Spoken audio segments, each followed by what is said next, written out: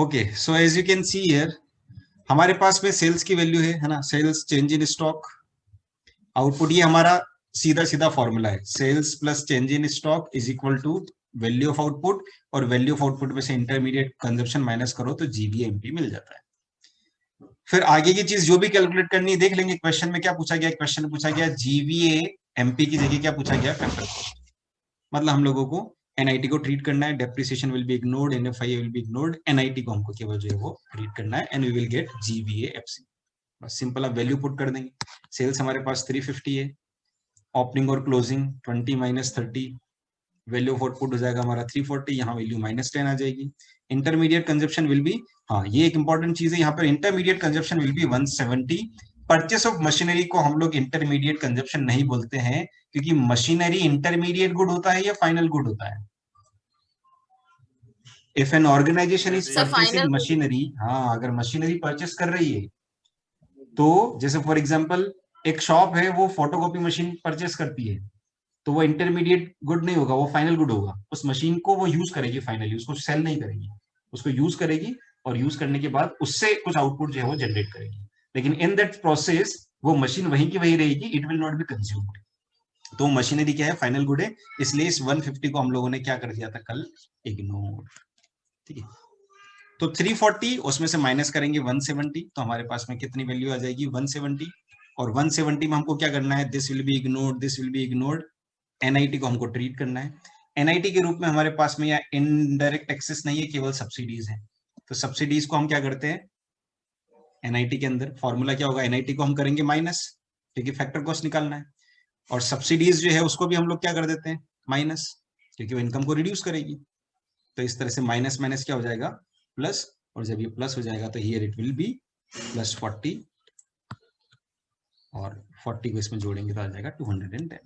So this was yesterday's numerical. एक question के लिए अब आपके सामने क्वेश्चन है on your slide now, this is again the question of firm A firm B. इसको बहुत ध्यान से आप लोग सॉल्व करेंगे, ठीक है, take your time and solve this question. Okay, so we have to calculate, formula हमारा सीधा सीधा है ना, sales change in stock, value of output, intermediate consumption, and will receive value added by firm A and B. दोनों को हमको separately जो है वो सॉल्व करना है, ठीक है, दोनों को सेपरेटली सॉल्व करना है, so there won't be any problem. अब देखो क्या हो रहा है, सबसे पहले हम लोग ए का कैलकुलेट करेंगे, तो सेल्स को समझेंगे ना, ए का सेल्स कितना है 500, ए का सेल्स है हमारे पास 500, इसको समझेंगे कैसे, सेल्स बाय फर्म में जब भी ऐसा गिवन हो सारी तरह की सेल्स को इग्नोर कर दो आप, this is the only sales. इसमें आपका इंपोर्ट भी आ गया, इसमें सेल्स टू फर्म भी आ गया, इसमें सेल्स टू हाउस होल्ड भी आ गया, इसमें सेल्स टू गवर्नमेंट भी आ गया, सभी तरह की सेल्स जो है वो इसमें आ गई। तो जब भी ऐसा गिवन हो सेल्स बाय फर्म ए 500, बाकी सारी तरह की सेल्स को इग्नोर कर दो।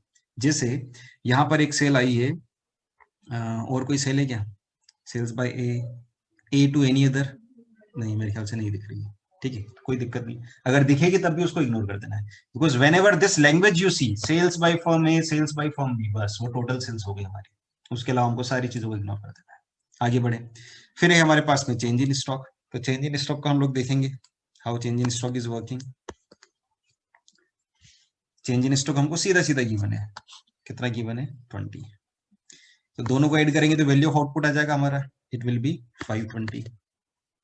अब इंटरमीडिएट कंजप्शन, इंटरमीडिएट कंजप्शन का मतलब क्या होता है, ए ने परचेस क्या किया, क्योंकि जो भी उसने बेचा है बेचने के लिए कुछ खरीदा तो होगा उसने, ठीक है, तो परचेस क्या क्या किया उसने, तो ए की परचेस इसको देखते हैं, ठीक है, तो परचेस बाय हाउस होल्ड है, ए देख लो, ए देख लो कहाँ आ रहा है, ये तो change in stock. Imports by firm A, एक तो इस चीज को ले लो, दूसरा दिया है sales by firm C to firm A, C ने ए को बेचा, इसका मतलब ए ने क्या किया है परचेस,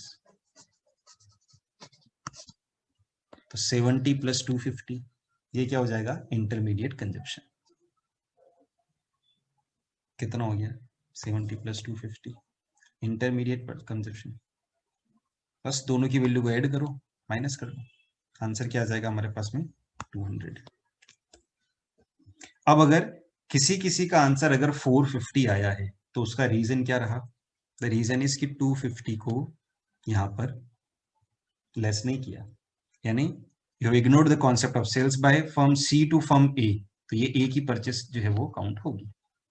दिस इज सो ये आंसर आ जाएगा हमारा 200। फर्म बी वाले केस में देखेंगे तो बी वाले केस में हमारे पास सेल्स क्या दिख रही है? अब देखो ये सेल्स बहुत सारी है ना, इसको देखो यहां से हटाते हैं, एक एक करके देखते हैं सेल्स। बी की सेल्स देखो क्या क्या आ रही है ना, तो sales by firm B to general government, यानी गवर्नमेंट ने इसको सेल किया तो 100 तो ये आ गया। फिर देखो बी कहाँ रहा, एक्सपोर्ट्स बाय बी, यानी ये इसने आउट ऑफ कंट्री भेज दिया। फिर और बी कहाँ रहा है, बी का चेंज इन स्टॉक ये 10 है, ठीक है। फिर कहाँ रहा है, purchase by firm B from firm A, ये किसी ने जोड़ा होगा है ना, तो ये तो गलत ही, ये ए की सेल कंसिडर नहीं करेंगे क्योंकि यहाँ सेल टोटल आ गई हमारे पास, ठीक है। और देखो भैया बी की सेल्स कहाँ आ रही है, purchase by household from firm B, ये भी आ गई हमारे पास 300। तो this is how we have got the value of sales by firm B.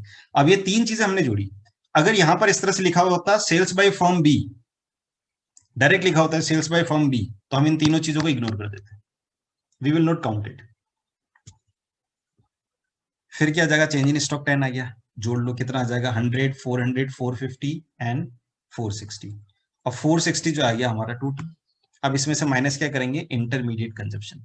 तो इंटरमीडिएट कंजप्शन मतलब क्या हो गया, बी ने परचेस क्या किया भैया, तो देखो भैया बी ने क्या परचेस किया, तो purchase by firm B from A, ये बी का जो है वो क्या हो गया हमारे पास, परचेस आ गया। उसके अलावा देखो बी का कुछ परचेस है क्या, ये स्टॉक है, एक्सपोर्ट बाय बी परचेस नहीं है, परचेज बाय हाउस होल्ड ये सेल हो गया, sales by firm B to general government, ऐसे मैं ये जो पढ़ पढ़ के बता रहा हूँ इसी तरह से आपको पढ़ना है। तो कुल मिला के क्या हो गया, हमारे पास एक ही पार्ट है इंटरमीडिएट कंजप्शन में, सो हियर इट इज 200। तो 460 में से 200 माइनस करेंगे तो कितना आ जाएगा, 260।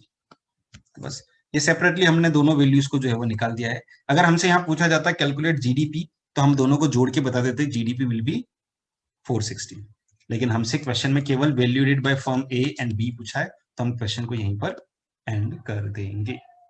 दिस इज सिंपल, ठीक है। बोलो कहां कहां किस किसने मिस्टेक की। Okay, now solve this question. अब इस क्वेश्चन को देखकर घबराने की बिल्कुल जरूरत नहीं है, ये सबसे इजी क्वेश्चन है, जस्ट बिकॉज कि इतने सेक्टर सेक्टर आ गए तो कोई टेंशन नहीं लेना उसको, ठीक है। सेक्टर का कॉन्सेप्ट आपको पता है कि सेक्टर का कॉन्सेप्ट जो है वो कैसे काम करता है, ठीक है, तो इसलिए घबराने की जरूरत नहीं है, just have patience and solve.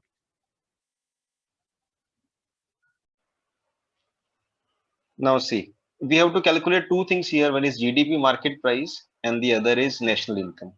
अभी जीडीपी निकालने का क्या हो गया यहाँ पर, है ना, in output method usually what do we calculate GVA, but GDP क्यों लिखा है, because we are been given with all three sectors, ठीक। तो हम लोग क्या करेंगे, एक साथ ही निकाल लेंगे। चाहे तो हम लोग ऐसा कर सकते हैं कि इंडिविजुअली निकालें, प्राइमरी सेक्टर का पहले निकाले, फिर सेकेंडरी का निकाले, फिर टर्शरी का निकाले, तीनों को जोड़ दें तो हमारे पास में क्या आ जाएगा, जीडीपी एमपी। या फिर डायरेक्टली भी हम लोग जो है वो निकाल सकते हैं जीडीपी एमपी। तो यहां जैसे ये तीनों का वैल्यू दिया है, वैल्यू ऑफ आउटपुट भी गिवन है तीनों का, and value of intermediate consumption भी गिवन है। तो हम टोटल भी कर सकते हैं। What we can do is, ये हमारा हो जाएगा टोटल वैल्यू ऑफ आउटपुट, ये हो जाएगा हमारा टोटल इंटरमीडिएट कंजप्शन। बस सिंपल। आउटपुट मेथड में फॉर्मूला क्या होता है, जीवी होता है, ठीक है, लेकिन यहां जीडीपी क्यों ले सकते हैं, क्योंकि हम तीनों सेक्टर का हम जोड़ चुके हैं। So our formula will become GDP MP is equal to value of output minus intermediate consumption ना, you do not use short forms, ये स्पेस का मैं इसलिए मैं यहाँ यूज कर रहा हूँ। तो वैल्यू ऑफ आउटपुट क्या हो जाएगा, इन तीनों का टोटल, और इंटरमीडिएट कंजप्शन क्या हो जाएगा, इन तीनों का टोटल, माइनस करेंगे हमारे पास में क्या आ जाएगा, जीडीपीएमपी, एंड देन जीडीपीएमपी को we can convert it into national income means NNPFC में कन्वर्ट कर सकते हैं, ठीक है। कैसे, अब देख लेते हैं हम अगली स्लाइड पर इसको, है ना, how we have arranged things. Sales plus change in stock, value of output. अब यहां पर क्या है, सेल्स और चेंज इन स्टॉक हमको गिवन नहीं है, what is been given, directly value of output given है। Then intermediate consumption is given, okay, क्या आ जाएगा हमारे पास, जीडीपीएमपी, दोनों को ट्रीट करके। देयर आफ्टर जीडीपी एमपी में हम क्या चीज करेंगे, तीन फैक्टर होते हैं, तीनों फैक्टर को हम देख लेंगे। यहाँ ग्रॉस है, यहाँ नेट है, तो क्या करेंगे हम लोगों को डेप्रिसिएशन को ऐड करना पड़ेगा। ये डोमेस्टिक है, ये नेशनल है, तो एनएफआई है, फ्रॉम को ट्रीट करना पड़ेगा। ये मार्केट प्राइस है, फैक्टर कॉस्ट यानी एनआईटी को भी ट्रीट करना पड़ेगा। कैसे कैसे ट्रीट कर रहे हैं देखो, sales and change in stock are not given, और उनकी जरूरत भी नहीं है। क्यों? क्योंकि value of output is a bigger concept and it is already been given here. So तीनों का वैल्यू ऑफ आउटपुट हमने जोड़ा, तीनों का इंटरमीडिएट कंजप्शन भी जोड़ेंगे, और इन दोनों को क्या करेंगे, वैल्यू ऑफ आउटपुट में से इंटरमीडिएट कंजप्शन को माइनस कर लेंगे। We will deduct and here will get the value of GDP MP which is 2200। Simple. अब इससे आसान तो क्या हो सकता है। फिर क्या करेंगे, इसमें से डेप्रिसिएशन को हमको क्या करना पड़ेगा, माइनस करना पड़ेगा। -40 हो गया। एनएफआई है, अगर फ्रॉम गिवन है तो हमको जोड़ना पड़ेगा, और टू गिवन है तो माइनस करना पड़ेगा। तो क्वेश्चन में फ्रॉम गिवन है मींस क्या हो जाएगा, प्लस हो जाएगा। और एनआईटी को क्या करेंगे, हम माइनस करेंगे, मार्केट प्राइस और फैक्टर कॉस्ट है। तो एनआईटी में हमारे पास क्या गिवन है, इनडायरेक्ट टैक्स एंड सब्सिडी। तो इनडायरेक्ट टैक्स माइनस सब्सिडी करेंगे, टोटल जब हम लोग करेंगे तो will get the value is 2160। ठीक है, तो 2160 जो है वो आंसर हमारा किस किस का करेक्ट है, who have sent us the answers. Nidhi का करेक्ट है, गौरव का करेक्ट है, नव्या का करेक्ट है। Khushboo you have to check it again, है ना। अभी उसमें कुछ एक्स्ट्रा जो है वो आपने जोड़ दिया, इसलिए आपकी वैल्यू जो है वो ज्यादा आ रही है। Okay, need not to worry, practice करते जाएंगे तो आंसर्स करेक्ट होने लगेंगे, there is no problem. Okay, moving on to the next question. Now solve this question. Okay, see here, so as I have said, sales by firm A अगर हम लोगों को given है तो there is no problem. Formula हम लोग पहले किस तरह से डिजाइन करेंगे पहले ये देख लेते हैं। So our formula goes very simple, sales plus change in stock is equal to value of output, और वैल्यू ऑफ आउटपुट में से इंटरमीडिएट कंजप्शन माइनस करेंगे तो वी विल गेट जीवीए, है ना, जिसको हम लोग वैल्यू एडेड बोलते हैं। तो sometimes it is net value added, sometimes it is gross value added. तो कुल मिला के हमारे पास वैल्यू एडेड आ जाएगा by firm A and B. तो पहले ए और बी का निकाल लेते हैं, उसके बाद आगे की प्रोसेस करेंगे, क्या करना है। ठीक है, तो सेल्स देखते हैं, फर्म ए में सेल्स हमको किस तरह से मिलती है। तो sales directly it is been given sales by firm A, इसका मतलब हमको बाकी सब चीजें जो है वो इग्नोर कर देना है। तो sales by firm A is given, so 1000 we have written it. अब बाकी कहीं से भी अगर ए ने कहीं से कुछ खरीदा है या ए को किसी ने कुछ बेचा है, that will be ignored. Change in stock देख लेते हैं, तो ओपनिंग और क्लोजिंग दिया है ए और बी का अलग अलग। तो closing of A and opening of A, so it is 200 and 215। तो क्लोजिंग माइनस ओपनिंग होता है हमेशा, तो क्या हो जाएगा, इट विल बी -50 आ जाएगा। तो वैल्यू ऑफ आउटपुट हमारे पास कितना आ जाएगा, 950। अब इसमें से हमको क्या करना है, इंटरमीडिएट कंजप्शन को माइनस करना है। So intermediate consumption is what firm A has purchased. तो देखते हैं ए ने क्या परचेज किया है, क्या इंपोर्ट किया है। तो लिखा है purchase from firm A by firm B. एक तो ये हो गया ए का परचेज, लेकिन इससे पहले देखना है कि अगर इसी तरह से कहीं लिखा है परचेज बाय फर्म ए, अगर सिंगल हैंडेडली ऐसा लिखा हुआ है तो बाकी सबको इग्नोर कर देंगे।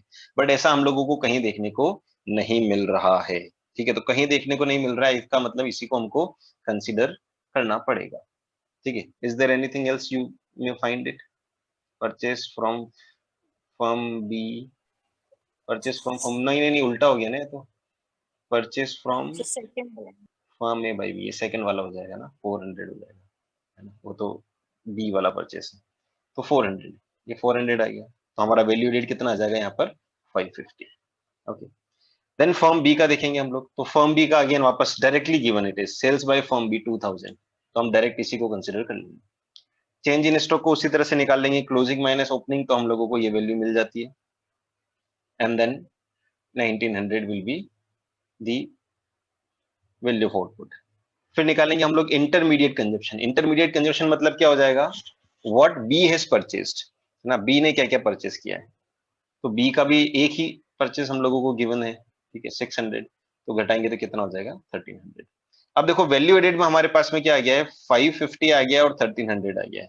अब हम लोगों को बहुत ज्यादा मेहनत करने की जरूरत नहीं है, हमको निकालना क्या है, जीडीपी एमपी निकालना है। जीडीपी एमपी मतलब दोनों का ग्रॉस वैल्यू एडेड जोड़ दिया जाए, तो दोनों को अगर ऐड कर देंगे तो जीडीपी एमपी आ जाएगा। तो 1300 प्लस 550, तो GDP MP is equal to क्या हो जाएगा, 1300 plus 550, which in total becomes 1850।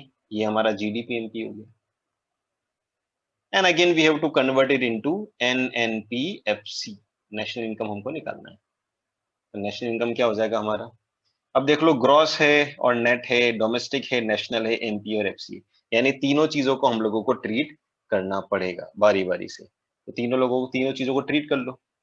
Gross कितना देर आपको, डेप्रिसिएशन कहीं गिवन है क्या, 110, डेप्रिसिएशन को क्या करना पड़ेगा, माइनस माइनस 110। फिर क्या है, net factor income from abroad which is 40, इसको क्या करना पड़ेगा, ऐड करना पड़ेगा। एंड एमपी और एफसी यानी एनआईटी, तो indirect taxes paid by both the firm is equal to 300। Indirect taxes given है, सब्सिडीज गिवन नहीं है, ठीक है। और एनआईटी को हमको क्या करना होता है, माइनस करना होता है, तो हम इसको माइनस कर देंगे सीधे 300। तो इन टोटल क्या हो जाएगा, 110 और 300 यानी 410, 410 और 410 तो माइनस करना है और 40 को ऐड करना है, तो डिफरेंस निकाल लो 410 का और 40 का, और उसके बाद में जीडीपी एमपी में से डिडक्ट कर लो, then you will get the value. कितना वैल्यू आ रहा है बताओ, 1480। 1480, 80। ठीक है, हो गया बस, आ गया आंसर सब लोगों का, ठीक है। ये देख लो, ये आंसर गिवन है आपको, GDP MP depreciation 1850, 110, 40, 300 and answer is 1480, ठीक है। So this is what we have to do. चलो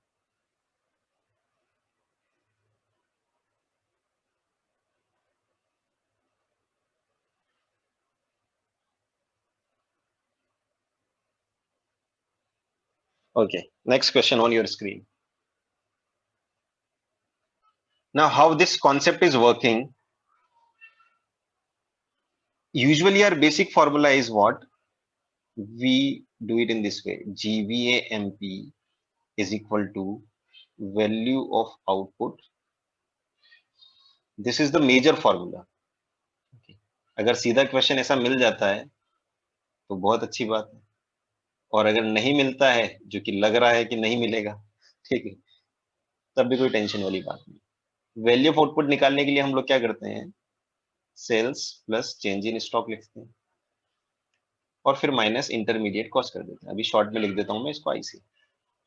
बट प्रॉब्लम ये है कि क्वेश्चन में ना तो सेल्स गिवन है, चेंज इन स्टॉक की जगह हम लोगों को net change in stock given है, तो नेट टर्म आने से भी ज्यादा कोई फर्क पड़ता नहीं, ठीक है, तो इट्स ओके, नो प्रॉब्लम। और इंटरमीडिएट कॉस्ट हमको जरूर गिवन है, पर सेल्स गिवन नहीं है, तो सेल्स निकलेगी कैसे। तो earlier also we have studied कि सेल्स को निकालने के अलग अलग तरीके होते हैं, उनमें से एक तरीका होता है प्राइस इनटू क्वांटिटी। तो यहाँ पर क्वांटिटी दी हमको 800 और प्राइस दिया है 20, तो 800 इंटू 20 करेंगे तो सेल्स कितना आ जाएगा हमारे पास, 16,000। 16,000 प्लस, अब चेंज इन स्टॉक क्या है, माइनस में दिया है, माइनस में दिया है, इसका मतलब क्या हो गया, स्टॉक जो है वो रिड्यूस हो गया है, तो कोई बात नहीं, हम प्लस करते हैं लेकिन वैल्यू माइनस में लिख देते हैं, -500, ठीक है। और इंटरमीडिएट कॉस्ट है हमारे पास में 8,000। तो टेक्निकली हमको क्या करना पड़ेगा, हमारा जो जीबीएमपी है वो कितना आ जाएगा, बोलो जल्दी से बता दो आंसर। जीबीएमपी इज इक्वल टू कितना हो जाएगा, 16,000, 8,000, वेरी गुड, 7,500। ये क्या हो जाएगा हमारा जीबीएमपी। अब हम लोगों को निकालना क्या है, हमको निकालना है एनवीएएमपी, ठीक है, हमको क्या निकालना है, NVAMP. So the difference you find here is of G and N, यानी ग्रॉस और नेट। तो डिफरेंस किस चीज का हो गया, डेप्रिसिएशन का। So what we have to do, ये जो जीबीएमपी है इसमें से हमको क्या करना है, क्या माइनस करना है, डेप्रिसिएशन को माइनस करना है। डेप्रिसिएशन की वैल्यू कितनी दी है हम लोगों को, 1000, तो 1000 माइनस करेंगे तो कितना आ जाएगा, 6,500। दिस विल बी आर एनवीएमपी, ठीक है, यहां तक भी इजी है, कोई दिक्कत वाली बात नहीं। इसके बाद हमको निकालना है एनवीए एडेड एट एफसी, यानी फैक्टर कॉस्ट पर निकालना है, ये मार्केट प्राइस पर आया। तो आप देखो फॉर्मूला ऐसा बनेगा, अगर हमको एनवीए एफसी निकालना है, NVA FC is equal to NVA MP minus FC, और एमपी का डिफरेंस क्या होता है, एनआईटी। एनआईटी क्या होता है, NIT होता है इनडायरेक्ट टैक्स माइनस सब्सिडीज। तो हम लोगों को सब्सिडी गिवन है क्या कहीं क्वेश्चन के अंदर? नहीं है। और इनडायरेक्ट टैक्स भी कहीं पर लिखा नहीं है, लिखा नहीं है इनडायरेक्ट टैक्स, है ना। पर हम लोगों को कुछ और टर्म्स जो है वो जरूर गिवन है। वो टर्म्स क्या है? इनडायरेक्ट टैक्स नहीं है, लेकिन यहाँ पर एक एक्साइज करके लिखा है कुछ टर्म, एक लिखा है इंपोर्ट ड्यूटी। तो टेक्निकली ये होता है, ये दोनों एक तरह के इनडायरेक्ट टैक्स हैं। These are types of indirect tax. जैसे हो सकता है आने वाले क्वेश्चन के अंदर कभी आपको इन फ्यूचर क्वेश्चन आए तो इनडायरेक्ट टैक्स की जगह आपको गिवन हो जीएसटी, इनडायरेक्ट टैक्स की जगह हो सकता है आपको गिवन हो वैट, ऐसा कुछ जो है वो आपको देखने को मिल सकता है। तो ये क्या, these are all types of indirect tax. तो कभी कभी डायरेक्टली इनडायरेक्ट टैक्स नहीं लिखकर इनडायरेक्ट टैक्स का जो नाम होता है, कोई भी जो भी चल रहा होता है, वो इनडायरेक्ट टैक्स जो है वो दिया जा सकता है। ठीक है, अब तो क्या करेंगे, दोनों को जोड़ेंगे। 1600 एंड 400 कितना हो गया? 2000। तो हमारे पास क्या क्वेश्चन है, 6500 माइनस 2000। तो आंसर क्या आ जाएगा हमारा? 4500। This will be NVAFC। Simple.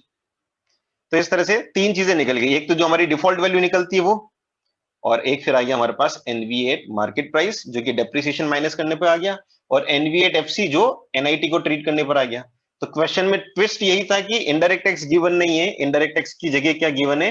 दो टर्म्स गिवन है, excise duty and import duty. ठीक है, ये अलग अलग नाम है इनडायरेक्ट टैक्सेस के। बहुत ज्यादा डेप्थ में नहीं जाएंगे, लेकिन कुछ कुछ इनडायरेक्ट टैक्सेस हैं जिनके नाम हमको पता होना चाहिए। ठीक है, चलो ऐसा करके क्वेश्चन जो है ये सॉल्व हो जाएगा। समझ में आ गया? इसको यहां से इरेज करते हैं, Yes, sir. और थोड़ा सा हम लोग इसको देख लेते हैं how this question got solved. ये तो हमारा नॉर्मल सॉल्यूशन हुआ। Sales change in stock NVA किस तरह से आया? पहले ये जीडीपी आया और 1000 डेप्रिसिएशन घटाया तो कितना आ गया? 6500। ठीक है, ये सॉल्यूशन हो गया हमारा। और दूसरा सॉल्यूशन जो है वो एनवीएमपी, वो किस तरह से आया हमारा? एनआईटी को जब हमने लेस किया 1600 एंड 400, ये 1600 क्या है दिस वन, एंड 400 क्या है दिस वन। तो ये दोनों क्या है? These are types of indirect taxes. तो अब से कभी भी अगर क्वेश्चन में, लेकिन इसको समझना, मान लो क्वेश्चन में एक्साइज ड्यूटी भी गिवन है, इंपोर्ट ड्यूटी भी गिवन है, और इनडायरेक्ट टैक्स भी गिवन है,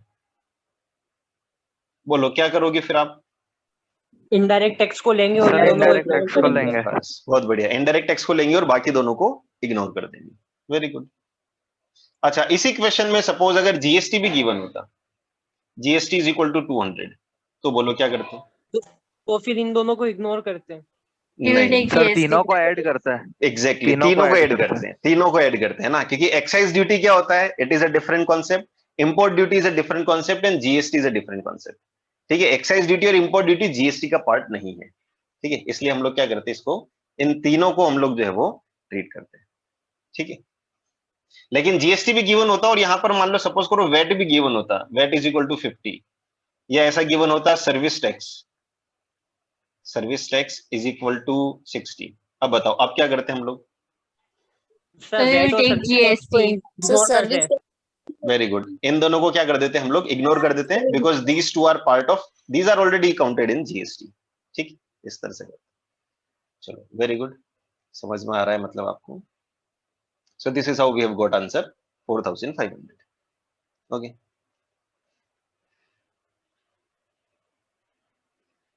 here is another question. Now try and solve this.